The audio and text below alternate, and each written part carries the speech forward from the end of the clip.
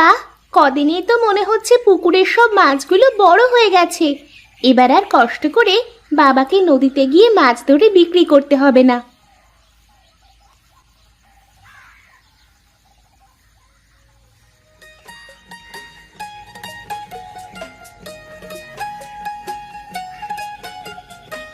বাবা, ও বাবা, ওঠো। বেলা কত হলো সে খেয়াল কি তোমার আছে শুনি? বাবা, ও বাবা, ওঠো। আর একটু ঘুমুতে দে না রে মা। আর কত ঘুমাবে বলো তো? বেলা তো হলো অনেক, এবার উঠে পড়ো। আজ কদিন কেন জানি না এত ঘুম হচ্ছে, মনে হচ্ছে সারাদিন শুধু শুয়ে শুয়ে ঘুমাই বিছানায়। এখন থেকে যত খুশি ঘুমানোর ঘুমাবা, তোমাকে আর কেউ কিছু বলবে না। কেন রে মা, কাজ না করলে কি আমাদের চলবে নাকি? বাবা, আমাদের পুকুরের মাছগুলো বেশ বড় হয়ে গেছে দেখলাম। এখন থেকে আর তোমাকে কষ্ট করে নদীতে মাছ ধরতে হবে না। কি যে বলিস রে মা, পুকুরের এই কটা মাছ দুদিন বিক্রি করলেই তো ফুরিয়ে যাবে, আর বাকি সময় কি করব? কি জানি, আচ্ছা সে পরে দেখা যাবে। তুমি চোখে মুখে জল দিয়ে এসো তো, আমি তোমার জন্য জল খাবার রেডি করছি। রে বাবা, তুই খাবার নিয়ে চলে আসলি? কি আর করব, তোমার জন্য বসে থেকে থেকে দেখলাম তোমার আর আসবার কোনো ভাব নেই, তাই তো খাবার নিয়ে চলে আসলাম। তুমি এক কাজ করো, আমার কাছে দাও, আমি বীজ বুনি, তুমি খেয়ে নাও গিয়ে, কেমন?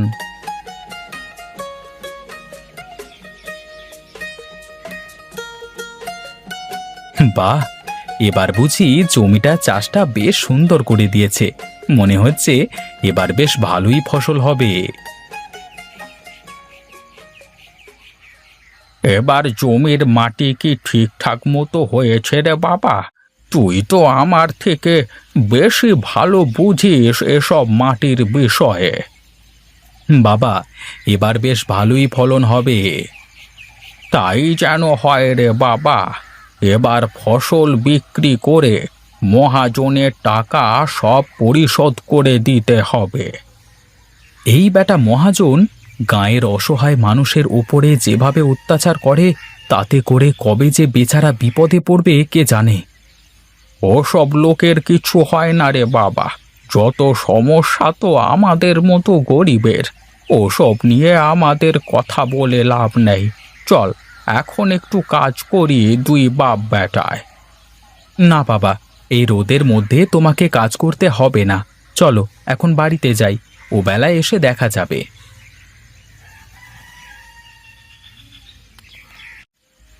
তুই দেখিস মা, একদিন তোকে এক রাজকুমারের সাথে বিয়ে দেব, সে তোকে অনেক সুখে রাখবে।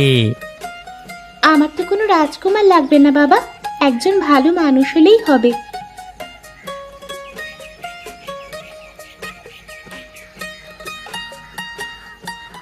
বাবু, আপনি এই গরিবের বাড়িতে? কি আর করব বলো, তোমরা এমন এমন কাজ করো, আমাকে তো আসতেই হয়। বাবু, আমাকে আর কটা দিন সময় দিন, আমি আপনার সব টাকা একসাথে মিটিয়ে দেব। আরে না না, তোকে আর এত কষ্ট করে আমাকে টাকা দিতে হবে না। তার চেয়ে ভালো তুই তোর ঘর বাড়ি পুকুর আমার নামে করে দে। হে কি বলেন বাবু, আমার মেয়েটাকে নিয়ে কোথায় যাব, কি করব আমি? সমস্যা নেই, তুই আমার বাড়িতে গরু ছাগলের ঘাস কাটবি, আর তোর মেয়ে বাড়ির সব কাজ করে দেবে, তার বিনিময়ে তোদের থাকা খাওয়া ফ্রি।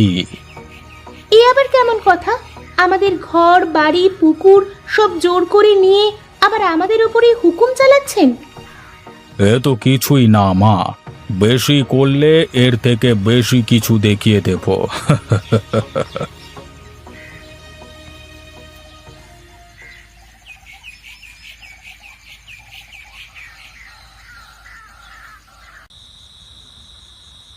আমি ভাবছি এবার মহাজনের টাকাটা পরিশোধ হয়ে গেলে আর তার থেকে একটা টাকাও ধার নেব না আমরা। এ তো খুবই ভালো কথা রে বাবা, কিন্তু তার জন্য যে আমাদেরও টাকা পয়সার মানুষ হতে হবে। তুমি কোনো চিন্তা করো না বাবা, আমি তো সব মাটির গুণাগুণ জানি। কোন মাটিতে কোন ফসল ভালো হবে এ কথা আমার থেকে ভালো আর কে জানবে বলো? বেশ, তাহলে তো ভালোই হবে, কিন্তু মনে রাখিস এসব কথা যেন মহাজনের কানে না যায়। আমার বিরুদ্ধে ষড়যন্ত্র? দাঁড়াও, এর ফল কত ভয়ানক হতে পারে তা আমি তোমাকে দেখাচ্ছি বাছা। সবুর করো শুধু।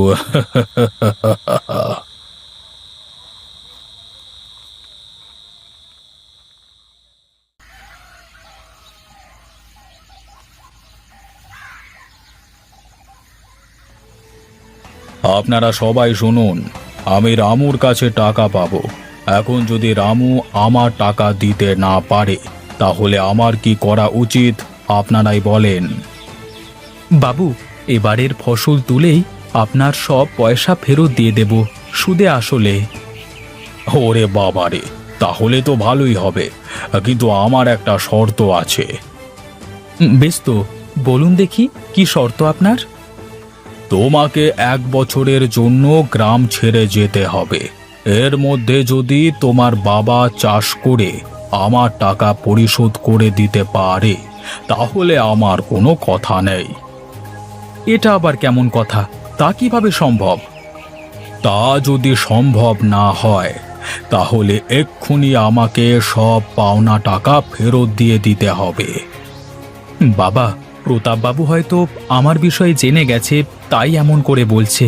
তুমি কোনো চিন্তা করো না, 1 বছর পরে এসেই আমি সব কিছু ঠিকঠাক করে নেব। দেখ বাবা, তুই যা ভালো বুঝিস কর। আমি আপনার কথায় রাজি বাবু, কিন্তু এবছরে যদি আমার বাবা আপনার সব টাকা পরিশোধ করে দিতে পারে তাহলে আপনাকেও একটা কাজ করতে হবে। বেশ বেশ, বলো দেখি কি করতে হবে। আপনি এতদিনে যত মানুষের সাথে এমন করে জোর করে জমি দখল করে নিয়েছেন তাদের সব কিছু ফেরত দিয়ে দিতে হবে। বেশ তো, আমি রাজি।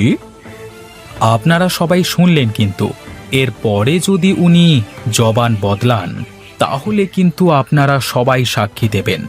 আমি তাহলে আজই চলে যাব।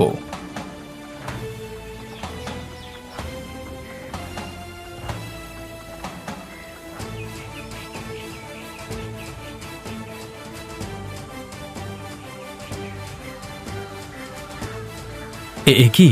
এই গহীন বনে মানুষের কান্না! নিশ্চয়ই কেউ বিপদে পড়েছে। দেখি তো একটু গিয়ে।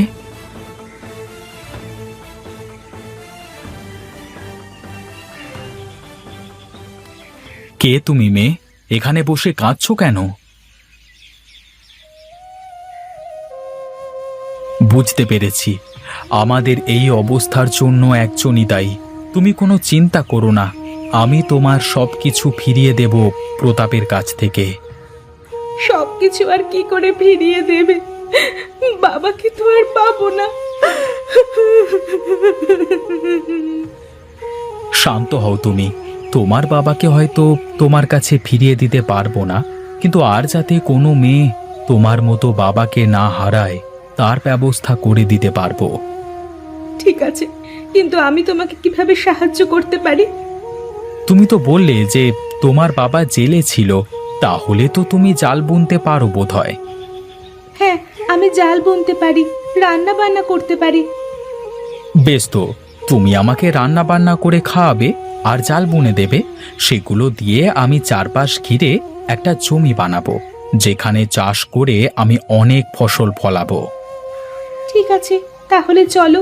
কিন্তু আমরা থাকবো কোথায়? একটু সামনে আগালেই একটা পুরনো ভাঙা বাড়ি পাওয়া যাবে, আমরা ওখানেই থেকে যেতে পারবো।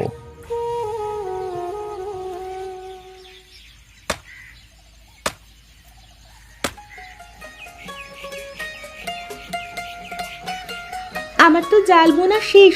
এবার তুমি চাইলে চারপাশটা ঘিরে দিতে পারো, যাতে কোনো পোকা মাকড় ফসল নষ্ট করতে না পারে।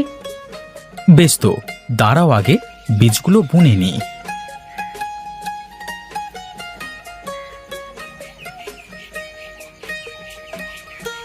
চলো, এখনকার মতো কাজ শেষ।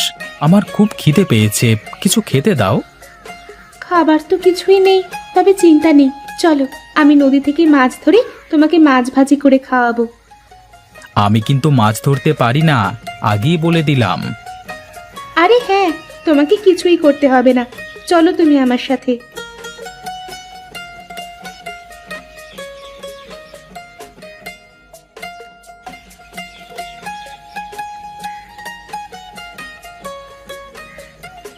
আরে বাহ, তুমি তো বেশ ভালোই মাছ ধরতে পারো। তা না পারলে আবার বাবার মুখ কিভাবে রক্ষা করতাম?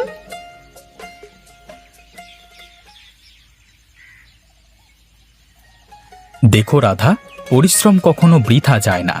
এবার আর প্রতাপ আমাদের সাথে কিছুই করতে পারবে না। মহাজনের জন্য গায়ের কত মানুষ গ্রাম ছেড়েছে, জীবন দিয়েছে। এবার থেকে আর মহাজনকে সে সুযোগ আমরা দেব না। আমরা এসব ফসল নিয়ে গ্রামে ফিরে যাব, আর মহাজনের সব দেনা মিটিয়ে আমাদের সব কিছু ফিরিয়ে নেব। ঠিক আছে, তাহলে এখন চলো, ফসলগুলো কাটার তো ব্যবস্থা করতে হবে। এই নেন বাবু, আপনার সব ফসল, দেখেন সব ঠিকঠাক আছে কিনা। হ্যাঁ হ্যাঁ, সব ঠিকঠাক আছে। বেশ, এবার তাহলে আপনি আপনার কথা মতো সবাইকে তাদের ঘর জমি সব ফিরিয়ে দেন। সবাইকে তাদের ঘর জমি ফিরিয়ে দিলাম, তোদের কাগজ আমি দিয়ে দেব সবার। সবাই শুনুন, এখন থেকে চাষ করবার জন্য আপনাদের যত বীজ দরকার হয় সব আমি দেব। এখন সবাই আপনারা আপনাদের বাড়িতে চলে যান। তুমি কোথায় যাচ্ছ সুন্দরী? শোনো মা, তুমি না থাকলে হয়তো আমার ছেলে একা সব এত কম সময়ে করতে পারতো না। আমি চাই তোমরা দুজন মিলে একসাথে থাকো। কিন্তু কাকা বাবু? কোনো কিন্তু না। আর কাকা বাবু কি, বাবা বল পাগলি।